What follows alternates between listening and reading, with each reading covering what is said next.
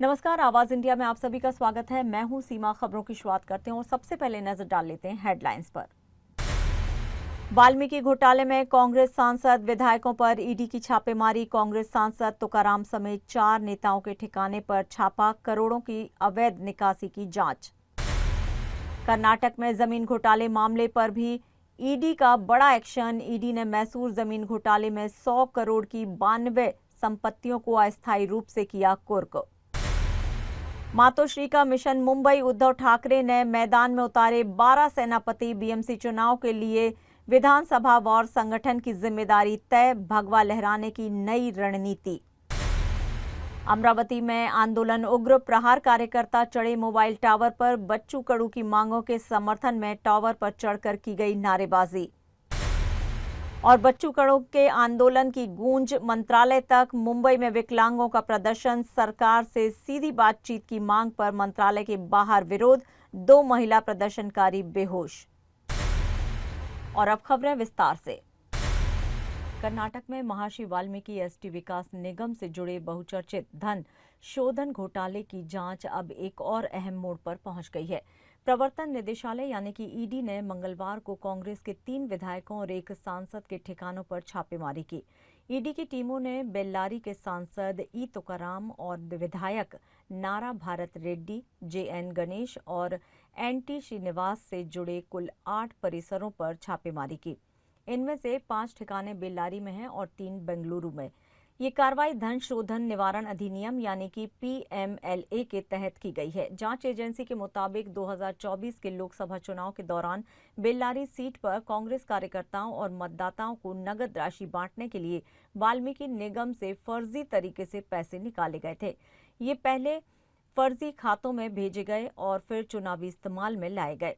इस पूरे मामले का खुलासा तब हुआ जब निगम के लेखा परीक्षक चंद्रशेखरन पी की 21 मई 2023 को संदिग्ध हालत में मौत हो गई।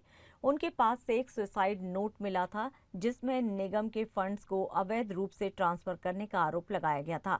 इस घोटाले में पूर्व आदिवासी कल्याण मंत्री बी नागेंद्र को भी गिरफ्तार किया गया था। ईडी ने उनसे जुड़े 5 अन्य लोगों को भी हिरासत में लिया था। हालांकि बाद में नागेंद्र को जमानत मिल गई। फिलहाल ईडी इस बात की जांच कर रही है कि नेताओं की संलिप्तता किस स्तर तक रही और किन फर्जी संस्थानों के जरिए करोड़ों रुपए की इस घोटालेबाजी को अंजाम दिया गया। ईडी ने कर्नाटक के मैसूर शहरी विकास प्राधिकरण यानी कि एमयूडीए से जुड़े एक बड़े जमीन घोटाले में बड़ी कार्रवाई की है। एजेंसी ने इस मामले में 100 करोड़ रुपए मूल्य की 92 संपत्तियों को अस्थायी रूप से कुर्क किया है।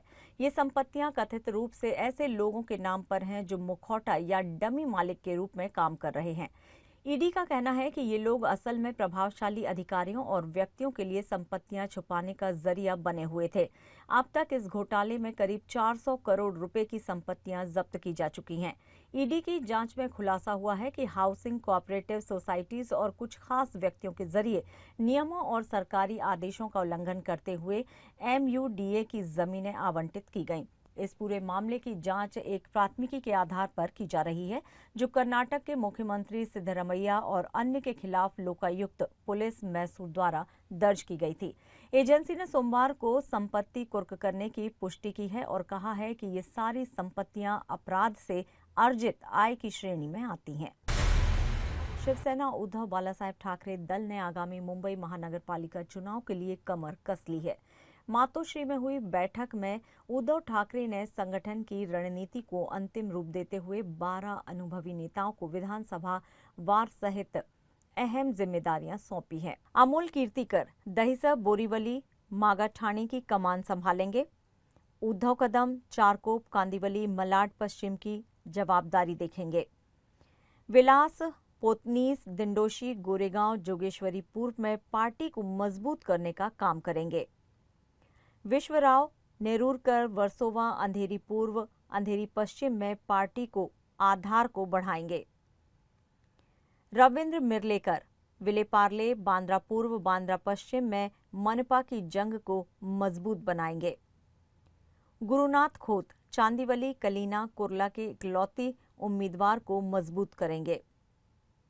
नितिन नांदगांवकर विक्रोली, भांडुप, मुलुंड में पार्टी की मजबूती पर ध्यान देंगे। सुबोध आचार्य घाटकोपर पूर्व, घाटकोपर पश्चिम, शिवाजी नगर, मानखुर्द इलाकों में पार्टी की जवाबदारी निर्वाह करेंगे। मनोज जामसुतकर अणुशक्ति नगर, चेंबूर, साइन कोलीवाड़ा की जवाबदारी संभालेंगे। अरुण दूधवड़कर धारावी, माहिम, वडाला इलाकों में जवाबदारी देखेंगे।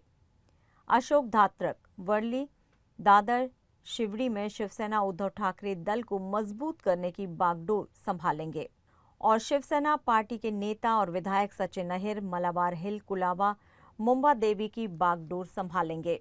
इन 12 नेताओं को अब फील्ड में उतरकर समीक्षा बैठकें करनी होंगी।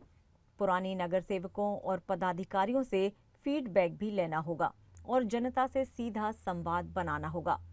227 वार्डों वाली मुंबई मनपा पर फिर से भगवा लहराना उद्धव ठाकरे गुट का लक्ष्य है और ये रणनीति उसी दिशा में पहला कदम बढ़ा रही है। यानी कि अगर माना जाए तो पार्टी सूत्रों के मुताबिक ये सिर्फ जिम्मेदारी नहीं बल्कि विधानसभा वार युद्ध संचालन है। हर नेता को उन इलाकों की सामाजिक सांस्कृतिक बारीकियों के हिसाब से काम करने की योजना दी गई है। शिवसेना उद्धव गुट के लिए ये सिर्फ चुनाव नहीं बल्कि शिवसेना की अस्मिता, संगठन की साख और मातोश्री की ताकत का इम्तिहान भी है। और यही वजह है कि इस बार लड़ाई रणनीति से लड़ी जाएगी, नारेबाजी से नहीं। अब देखना यह है कि ठाकरे के ये 12 सेनापति मुंबई मनपा की गद्दी तक भगवा लहराने में कितने कामयाब होते हैं। महाराष्ट्र के अमरावती में प्रहार जनशक्ति पार्टी का आंदोलन अब और ज्यादा उग्र रूप लेता जा रहा है। पूर्व मंत्री और पार्टी प्रमुख बच्चू कडू बीते 4 दिन से गुरुकुंज मोजरी में अन्न त्याग आंदोलन पर बैठे हैं, लेकिन अब उनका ये विरोध पूरे अमरावती जिले में जनज्वार बन चुका है। प्रहार कार्यकर्ताओं ने अमरावती जिलाधिकारी कार्यालय के बाहर आज जोरदार प्रदर्शन किया। सरकारी बेरुखी के खिलाफ कार्यकर्ताओं ने मुख्यमंत्री और उप मुख्यमंत्री के पोस्टर जलाए और सरकारी विरोधी बैनर फाड़ दिए। इतना ही नहीं, नाराज कार्यकर्ताओं ने कुछ देर के लिए जिलाधिकारी कार्यालय का मार्ग भी अवरुद्ध कर दिया। प्रहार कार्यकर्ताओं का कहना है कि आंदोलन को 4 दिन हो चुके हैं, लेकिन अब तक ना तो पालक मंत्री चंद्रशेखर बावनकुले सामने आए हैं और ना ही प्रशासन का कोई प्रतिनिधि बच्चू कडू से मिलने पहुंचा है।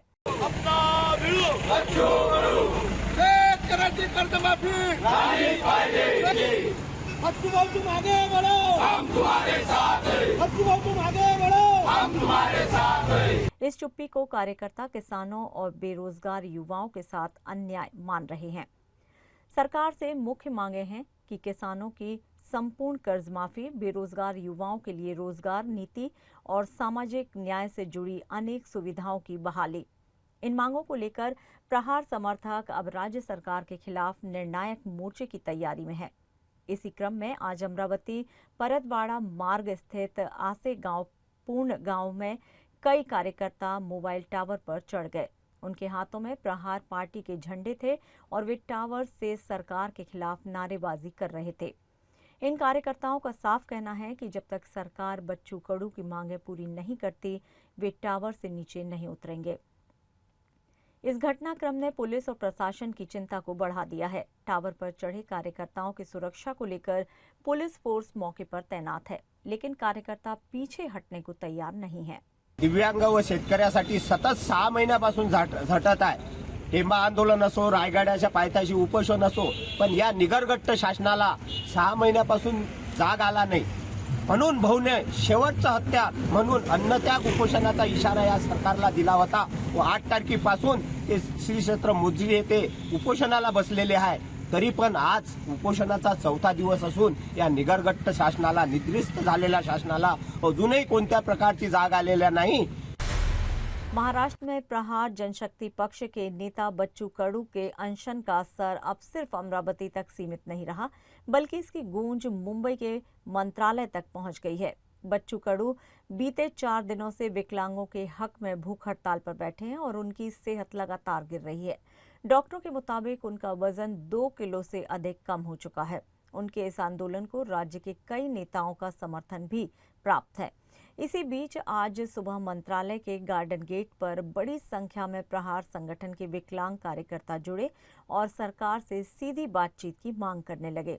प्रदर्शनकारियों का कहना है कि उनकी आवाज सरकार तक नहीं पहुंच रही है और अब मुख्यमंत्री या उप मुख्यमंत्री को सामने आना चाहिए। हालांकि पुलिस ने बच्चू कडू और प्रदर्शनकारियों को मंत्रालय में प्रवेश से रोक दिया, जिसके बाद विरोध शांतिपूर्ण ढंग से वहीं जारी रहा। करीब आधे घंटे तक चले इस प्रदर्शन के बाद पुलिस ने प्रदर्शनकारियों को हिरासत में लेना शुरू कर दिया। इस दौरान महिला पुलिस और कुछ महिला प्रदर्शनकारियों के बीच झड़प भी हुई, जिसमें 2 महिला प्रदर्शनकारी बेहोश हो गईं। उन्हें तत्काल अस्पताल पहुंचाया गया, जब अन्य को पास के पुलिस स्टेशन ले जाया गया। घटना के दौरान सुरक्षा के मद्देनजर भारी पुलिस बल तैनात रहा। वहीं प्रहार संगठन ने चेतावनी दी है कि अगर दिव्यांगों की मांगों पर सरकार ने गंभीरता से विचार नहीं किया तो आंदोलन और उग्र होगा। काय करणार आहे? 1500 रुपये त्यांना देत आहे. मुख्यमंत्र्यांना सांगा बरं, 1500 रुपयात दिव्यांगाचं कसं होतं? जगाच्या व्यासपीठावर दिव्यांग कुठेही जातं तर त्याला ना पैसे लागत ना काही नाही. 10-10 हजार रुपयाच्या वर ते मानधन देतं. आज देशामध्ये इतर राज्यामध्ये 4-4 हजार रुपये मानधन आहे. इथं दिव्यांग मंत्रालय स्थापन झालं तेव्हापासून बोंबलतोय मी सारखं का किमान 6000 तरी द्यावं. खबरों में यहाँ लेंगे एक छोटा सा ब्रेक। आप बने रहिए आवाज समाचार के साथ।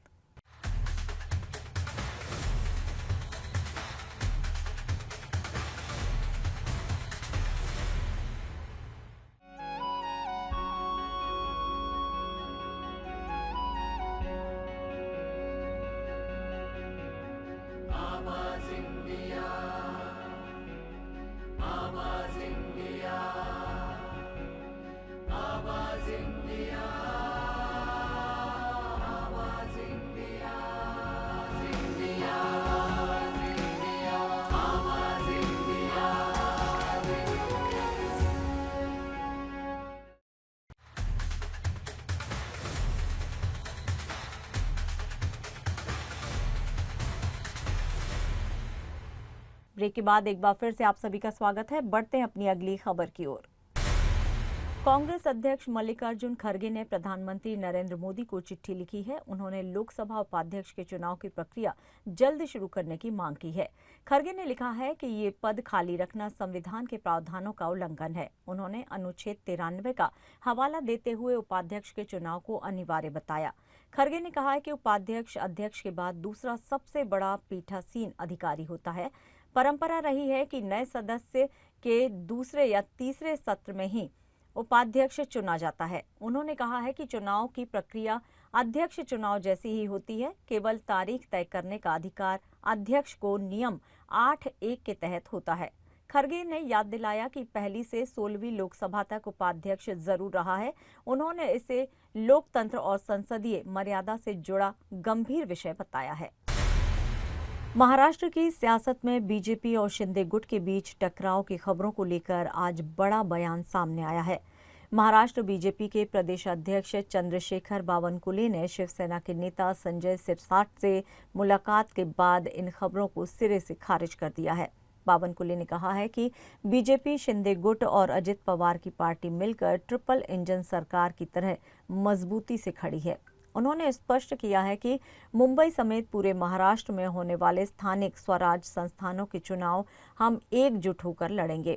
बावनकुले ने मीडिया से बातचीत में दावा किया है कि विकास के जो काम मौजूदा सरकार ने किए हैं उनके आधार पर जनता के सामने अपनी बात रखेंगे। उन्होंने ये भी कहा कि विरोधियों द्वारा फैलाई जा रही टकराव की खबरें केवल अफवाहें हैं। सच्चाई इसके बिल्कुल ही विपरीत है। आइए सुनते हैं खुद चंद्रशेखर बावनकुले क्या कुछ कह रहे हैं। जो महाराष्ट्र में महायुति पूरे महाराष्ट्र में एक साथ लड़ेगी, स्पष्ट आदेश अपने कार्यकर्ता को दिए हैं। हमारे नीचे के कार्यकर्ता में चर्चा भी चालू हो चुकी है। जहां पे एक आधे बार थोड़ा सा अगर नहीं जम पा रहा है वह मैत्रीपूर्ण हो सकता है, लेकिन ऐसी कोई भी भूमिका नहीं होगी कि अपोजिशन पार्टी जैसा हम लड़ेंगे। मैत्रीपूर्ण एक आधे बार हो सकती है, लेकिन 100% हम एक साथ लड़ेंगे। सारे स्पष्ट आदेश हमने कार्यकर्ता मेळावे में कार्यकर्ता के सम्मेलन के माध्यम से हमने सारे पार्टी को दिया है। हम तीनों मिलकर महाराष्ट्र में आखिर हमारा एक ही भूमिका है। महाराष्ट्र में मोदी जी के नेतृत्व में जिस केंद्र सरकार है, राज्य में हमारे देवेंद्र जी की सरकार है।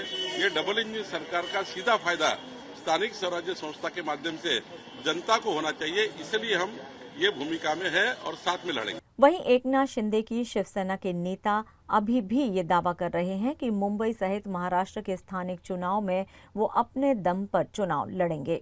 देखिए, निवडणूक आयोग का निर्णय है, उसके ऊपर हम ऑब्जेक्शन नहीं उठाएंगे। वो उनका राइट्स है, वो कैसा प्रभाग रचना करना चाहते हैं, कैसा रखना चाहते हैं वो जाने। हम इलेक्शन जब जिस दिन डिक्लेयर होगा वहां से हमारा रोल शुरू होगा। देखिए, हम ये मुंबई महानगर पालिका के चुनाव जो है वो महायुति बोल के लड़ने वाले हैं, पूरे ताकत से लड़ेंगे और महायुति का झंडा मुंबई महानगर पालिका पे। महाराष्ट्र में उद्धव ठाकरे की शिवसेना राज्य सरकार के खिलाफ क्या हुआ तेरा वादा अभियान चला रही है। इस अभियान के तहत छत्रपति संभाजीनगर के क्रांति चौक से लेकर ट्रैक्टर रैली निकाली गई, जिसमें बड़ी संख्या में किसान अपने ट्रैक्टरों के साथ शामिल हुए। इस आंदोलन का नेतृत्व कर रहे विधान परिषद में विपक्ष के नेता अंबादास दानवे ने राज्य सरकार पर जमकर निशाना साधा। दानवे का कहना है कि मौजूदा सरकार ने चुनाव से पहले किसानों से कई वादे किए थे, जैसे कर्ज माफी, फसल बीमा, खेतों में 24 घंटे बिजली और हमी भाव की गारंटी, लेकिन आज तक ये वादे सिर्फ कागजों तक ही सीमित हैं। यूबीटी शिवसेना ने चेतावनी दी है कि अगर सरकार ने जल्द ही ठोस कदम नहीं उठाए तो ये आंदोलन और व्यापक रूप ले लेगा। शिवसेना का आरोप है कि राज्य सरकार किसानों की समस्याओं को लेकर गंभीर नहीं है और लगातार वादा खिलाफी कर रही है। बिल्कुल, क्या हुआ तेरा वादा, ये सवाल हमने सरकार से पूछा है। सरकार ने किसानों को कर्जा माफ करने का आश्वासन दिया था। सरकार ने किसानों को उसके फसल को हमी भाव देने का, गारंटी भाव देने का वायदा किया था। सरकार ने किसानों को 24 घंटे लाइट देने का वायदा किया था। लाइट नहीं रहे तो सौर ऊर्जा देने का वायदा किया था, लेकिन अभी बड़े मुश्किल से 3, 4, 5 घंटे लाइट मिलती है। और ये सब वादे से सरकार मुकर गई है। सरकार के minister, chief minister, deputy chief minister इस वादे के खिलाफ बातें करते हैं। अभी किसानों को खाद नहीं मिल रहा है। अलग अलग इश्यूज, अलग अलग प्रश्न जो किसानों के हैं उसके खिलाफ हमने आंदोलन किया है। औरंगाबाद में एमआईएम महाराष्ट्र अध्यक्ष इम्तियाज जलील के घर के बाहर आज पुलिस का कड़ा बंदोबस्त देखा गया। जलील का कहना है कि पुलिस ने उन्हें जानकारी दी है कि कुछ संगठन उनके खिलाफ विरोध प्रदर्शन करने वाले हैं।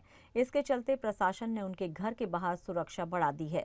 दरअसल जलील ने कैबिनेट मंत्री संजय शिरसाट पर एमआईडीसी जमीन को लेकर गंभीर भ्रष्टाचार के आरोप लगाए थे। इसके बाद कुछ संगठन जलील के विरोध में उतर आए हैं। जलील ने कहा है कि यदि कोई लोकतांत्रिक ढंग से विरोध करता है तो उन्हें कोई आपत्ति नहीं है, लेकिन अगर कीचड़ या गोबर फेंका गया तो जवाब उसी अंदाज में मिलेगा। महाराष्ट्र की सियासत में आरोप प्रत्यारोप का दौर अब सड़क तक पहुंच गया है। जलील ने कैबिनेट मंत्री संजय शिरसाट पर एमआईडीसी की जमीन को लेकर भ्रष्टाचार के गंभीर आरोप लगाए हैं और कहा है कि उनके पास इसके पूरे दस्तावेज हैं। उन्होंने ये भी आरोप लगाया है कि शिरसाट अब विरोध के लिए किराए के लोगों को उनके घर भेज रहे हैं। जलील ने चुनौती देते हुए कहा है कि अगर उनमें हिम्मत है तो सीधे उनके घर के सामने आकर बात करें। साथ ही उन्होंने सवाल उठाया है कि जब उन्होंने आरोप लगाए तब से शिरसाट मीडिया से क्यों बच रहे हैं, जबकि बाकी समय वे प्रवक्ता बनकर हर मुद्दे पर सामने आते हैं। पूर्व सांसद इम्तियाज जलील ने मुख्यमंत्री देवेंद्र फडणवीस से सवाल किया है कि क्या वे अपने मंत्री पर कार्रवाई करेंगे या नहीं। लेकिन बताया गया है कि कुछ कीचड़ फेंकेंगे, कुछ गोबर लेकर आएंगे करके, तो ऐसी अगर कोई हरकत करेंगे तो ये समझ लेना क्या कि मैं भी कोई खामोश बैठने वाला इंसान नहीं हूँ। महाराष्ट्र के वाशी से किसानों के गुस्से की तस्वीरें सामने आई हैं, जहां फसल बीमा राशि न मिलने से नाराज किसानों ने ओरिएंटल फसल बीमा कंपनी के कार्यालय में तोड़फोड़ कर दी। किसान नेताओं का आरोप है कि बीमा कंपनी किसानों की लगातार अनदेखी कर रही है और आश्वासन देने के बावजूद मुआवजा नहीं दिया गया है। प्रदर्शन की अगुवाई कर रहे किसान संगठन के प्रदेश अध्यक्ष शंकर गायकवाड़ ने चेतावनी दी है कि अगर जल्दी फसल बीमा राशि नहीं मिली तो पूरे राज्य में आंदोलन तेज कर दिया जाएगा। गायकवाड़ ने कहा है कि कंपनी के अधिकारियों से कई बार संवाद की कोशिश की गई, लेकिन उन्हें कोई जवाब नहीं मिला। अब उपेक्षा से नाराज किसानों का सब्र टूट गया और उन्होंने कार्यालय में घुसकर नारेबाजी करते हुए तोड़फोड़ की। किसानों ने बीमा में देरी और असंगठित प्रक्रिया को लेकर सवाल उठाए हैं। गुस्से में आए किसानों का कहना है कि उन्हें अपने नुकसान की भरपाई तुरंत चाहिए, वरना आगे और उग्र आंदोलन होगा।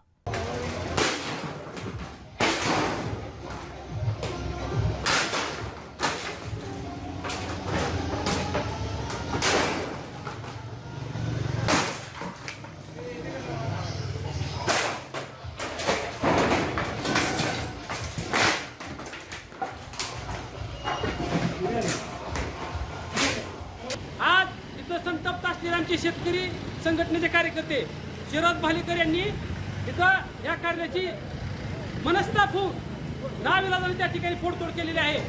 मी सरकारला सांगू इच्छितो, पीक विमा कंपनीच्या राज्याच्या प्रमुखाला सांगू इच्छितो, हरामखोरांनो, तुम्ही आणखीन आमचा अंत पाहू नका. शेतकरी गरीब आहे, तुम्ही शेतकऱ्यांना लुटायचे धंदे बंद करा. तुम्ही तात्काळ शेतकऱ्यांचे पैसे मागील 2-3 वर्षापासून तुम्ही शेतकऱ्यांचे पैसे भरपूर लुटलेले आहेत, ते तात्काळ सोडा. अन्यथा संबंधित मंत्री असेल, संबंधित कुठलं कार्यालय असेल, त्या ठिकाणी शेतकरी येऊन स्वतः आत्महत्या करून मारण्यापेक्षा त्यांना मारल्याशिवाय सोडणार नाही, एवढे शेतकरी वैतागलेले आहेत. नवी मुंबई के खारघर इलाके में एक दिल दहला देने वाली वारदात सामने आई है। यहां रहने वाले एक पाकिस्तानी नागरिक ने अपनी पत्नी की चाकू से गोदकर हत्या कर दी और फिर खुदकुशी कर ली। मृतक दंपत्ति की पहचान संजय सचदेव और सपना नोतन दास के रूप में हुई है। पुलिस उपायुक्त प्रशांत मोहिते के मुताबिक सोमवार को दोनों का शव उनके किराए के फ्लैट में खून से लथपथ हालत में मिला। शुरुआती जांच में सामने आया है कि पति ने पहले पत्नी की हत्या की और बाद में खुद भी जान दे दी। इस घटना की जानकारी उस वक्त मिली जब सपना की बहन ने बार बार कॉल करने के बाद जवाब नहीं मिला तो फ्लैट पर जाकर देखा। फ्लैट का दरवाजा खोलते ही खून से सना मंजर सामने आया।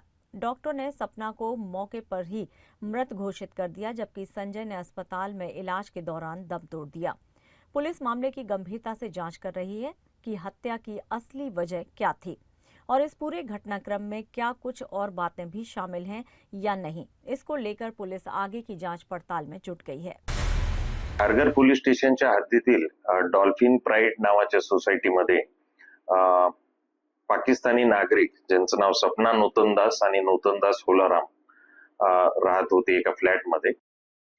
तो परत आल्यानंतर त्याला लक्षात आलं की त्याच्या घराचा दरवाजा लॉक आहे आणि आई किंवा वडील दोघेही दरवाजा उघडत नाहीयेत। बराच वेळ त्यांनी वाट पाहिली, नातेवाईकांना कळवलं। आता तपास चालू आहे, परंतु ह्या जे मृतक सपना आहे हिच्या 2 बहिणी इथं राहण्यास आहेत। त्यांचं असं म्हणणं आहे की नवरा बायको मध्ये लग्न झाल्यापासून वाद व्हायचे। हा जो नूतनदास आहे रागीट स्वभावाचा होता, तो बऱ्याचदा मारहाण पण करायचा आणि सपनाला वापस पाकिस्तानात जाण्याची इच्छा होती। तिला इथं मन लागत नव्हतं तिचं आणि हा जो नूतनदास आहे तिचा पती तो भारतातच राहावा अशी तिची इच्छा होती। या कारणावरून पण वाद व्हायचे असं मृतकाच्या बहिणीने सांगितलेलं आहे। खबरों में यहाँ लेंगे एक और छोटा सा ब्रेक। आप देखते रहिए आवाज समाचार।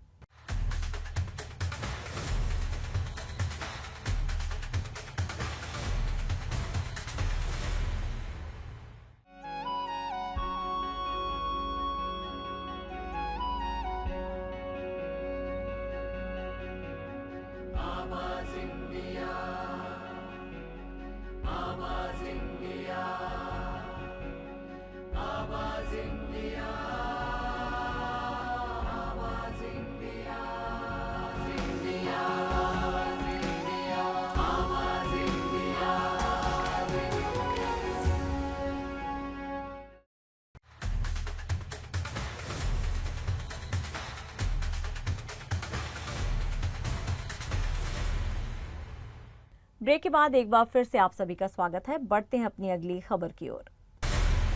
बॉलीवुड एक्ट्रेस शिल्पा शेट्टी एक बार फिर से विवादों में है। हाल ही में शिल्पा ने क्रोएशिया के बालकंस में अपना 50वां जन्मदिन अपने परिवार के साथ सेलिब्रेट किया, लेकिन इस जश्न के चंद दिन बाद सोशल मीडिया पर उनका एक वीडियो वायरल हो गया, जिसमें एक विदेशी युवती से बहसबाजी की बात कही जा रही है। ये वीडियो एक रेस्टोरेंट का बताया जा रहा है, जहां पर शिल्पा अपने परिवार के साथ मौजूद थी। हालांकि वीडियो में शिल्पा साफ नजर नहीं आ रही, लेकिन social media page Maddy the cricketer ने वीडियो के कैप्शन में एक्ट्रेस का नाम लेते हुए दावा किया है कि उनका एक युवती से झगड़ा हुआ। वीडियो सामने आते ही सोशल मीडिया दो हिस्सों में बंट गया। कोई शिल्पा का समर्थन कर रहा है तो कोई उसे उनकी स्टार एटीट्यूड बता रहा है। कुछ यूजर्स ने इसे प्राइवेसी में दखल बताया तो कईयों ने वीडियो की विश्वसनीयता पर भी सवाल खड़े किए। इस बीच शिल्पा के पति राज कुंद्रा ने भी मामले पर चुप्पी तोड़ी है। एक निजी न्यूज एजेंसी को दिए गए इंटरव्यू में उन्होंने कहा है कि बर्थडे पार्टी के लिए एडवांस बुकिंग के बावजूद उनकी टेबल किसी और ग्रुप को दे दी गई थी।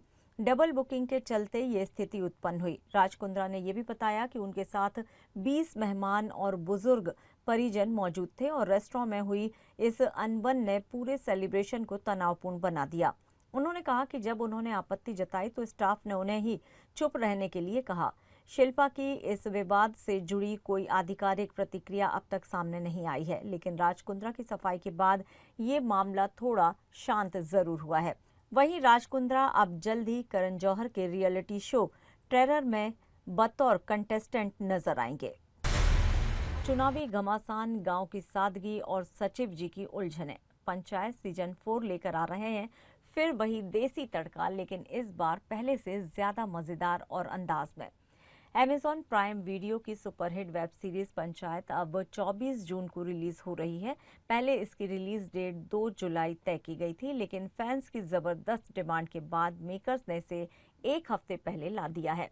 जी हां, फैंस ने बाकायदा पंचायत voting.com पर वोटिंग कर इसे जल्दी रिलीज करवाया है और मेकर्स ने एक मजेदार प्रोमो के जरिए ये ऐलान भी किया है।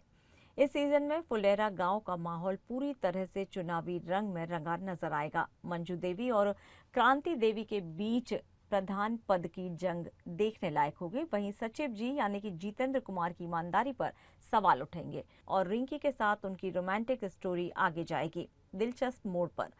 भूषण उर्फ बनराकस अपनी हरकतों से माहौल हल्का करेगा, जबकि प्रहलाद जी की दोस्ती आपको फिर से भावुक कर सकती है। ट्रेलर 11 जून को लॉन्च हुआ और चंद घंटों में यूट्यूब पर छा गया। इसमें दिखी मजेदार रैली, घोषणाएं और गांव की राजनीति की हलचल। पंचायत 4 ट्रेंड कर रहा है और फैंस को बेसब्री से इंतजार है 24 जून का। सीजन 4 के सभी 8 एपिसोड उसी दिन Amazon प्राइम वीडियो पर स्ट्रीम होंगे। इस बार भी लौटेंगे पुराने चेहरे, नीना गुप्ता, रघुवीर यादव, सान्विका, फैजल मलिक, चंदन रॉय और दुर्गेश कुमार। साथ ही कुछ नए किरदार भी एंट्री करेंगे जो फुलेरा की राजनीति को और रंगीन बना देंगे। इस सीरीज को डायरेक्ट किया है दीपक कुमार मिश्रा ने और प्रोड्यूस किया है द वायरल फीवर यानी कि TVF ने। तो तैयार हो जाइए एक बार फिर से पंचायत की सियासत देखने के लिए, कॉमेडी और दिल को छू लेने वाली कहानियों के लिए, क्योंकि फुलेरा वापस आ रहा है और इस बार और भी ज्यादा जबरदस्त होकर। और फिलहाल आवाज समाचार में इतना ही। आप देखते रहिए आवाज इंडिया। नमस्कार।